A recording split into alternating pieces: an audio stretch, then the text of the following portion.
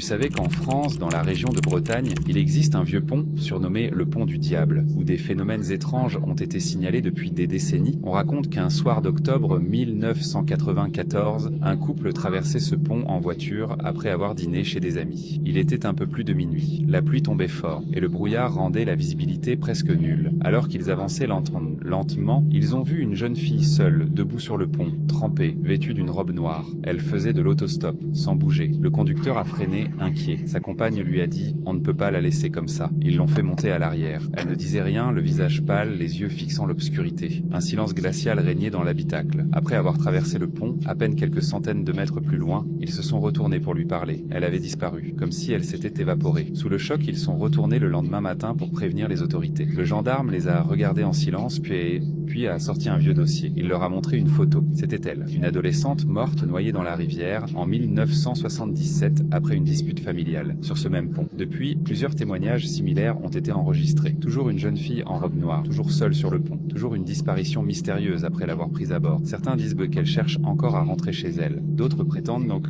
que si tu refuses de t'arrêter, tu la vois dans ton rétroviseur jusqu'à la fin du trajet.